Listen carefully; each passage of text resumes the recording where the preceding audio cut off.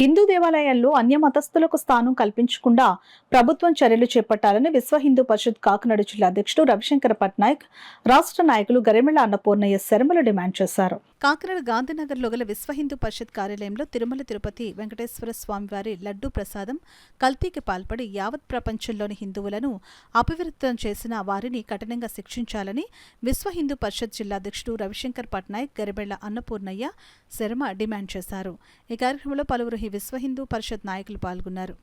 ఎందుకు ఇలా జరిగింది అన్నది మనం ఆలోచించుకునే కన్నా ముందు ఎలా జరిగిందన్నది తెలుసుకుంటే తగిన ఎవరైతే ఈ చర్యలకి బాధ్యులయ్యారో వాళ్ళని గుర్తించి విజిలెన్స్ చేసి సరైన విచారణ జరిపి గుర్తించి వారిని మరి చాలా కఠినంగా శిక్షించాలని చెప్పేసి మేము హిందూ సమాజం అంతా కూడా కోరుతుంది. విశ్వ హిందూ పరిషత్ కాకినాడ జిల్లా ఈ విషయంలో చాలా తీవ్రమైన మనోవేదనకు గురైంది. ఇది మనం అందరం కూడా ఖండించవలసిన విషయమే. ముఖ్యంగా ఏంటంటే అక్కడ అన్య మతస్థులు ప్రాంగణంలో ఉండడం, దేవస్థానంలోని అన్య మతస్థులు ఉండడం వల్ల ధర్మానికి ఎక్కడా కూడా అపవిత్రత అన్నది ఏర్పడకుండా చూడడానికి సరిపడిన వ్యక్తులు అక్కడ లేరు. అంటే ప్రత్యేకించి మనం గమనించవలసిన విషయం ఏంటంటే అన్య మతస్థులు తిరుమలలో ఉండడానికి అవకాశం ఇవ్వకూడదని చెప్పేసి మన ముఖ్యమంత్రి వారిని, అలాగే ఉప ముఖ్యమంత్రి గారైన పవన్ కళ్యాణ్ గారిని కూడా ప్రత్యేకించి వారి దీక్షలో ఉన్నారు. ఇప్పుడు అటువంటి దీక్షలు మనకు కూడా విశ్వ హిందూ పరిషత్ ప్రాంతం నుంచి మాకు కూడా సమాచారం వచ్చింది. మేము ప్రతి దేవాలయంలోని కూడా మరి దీపాలు వెలిగించి 108 సార్లు ప్రతి హిందువు కూడా ఓం నమో వెంకటేశాయ అనే జపమంత్రాన్ని 108 సార్లు పఠించడం జరిగింది. విశేషం కాదు, విశేషం అంటే ఇలా జరుగుతూనే ఉంటాయి.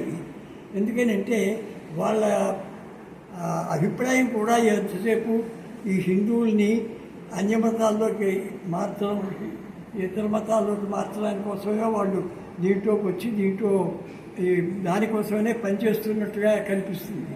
ఎందుకంటే ఇంత క్రితం కూడా ఇది 7 కొండలు కాదు 5 కొండలేను అని చెప్పారు. అప్పుడు ఇలాగే పెద్ద గొడవ పెడితే అది అక్కడికి సర్దుమణింది.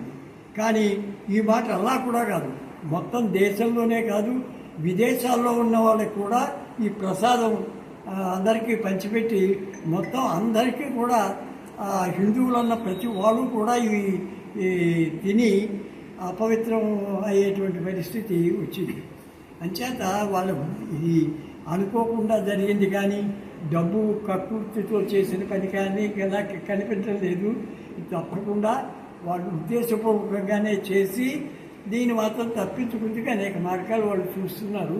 కానీ అంచేత ఇప్పుడు మన ప్రెసిడెంట్ గారు చెప్పినట్టు అన్యమతస్థులు హిందూ దేవాలయాల యొక్క ఆధిపత్యం పూర్తిగా ఉండకూడదు అన్నది విశ్వ హిందూ పరిషత్ అంటే మా అభిప్రాయంగా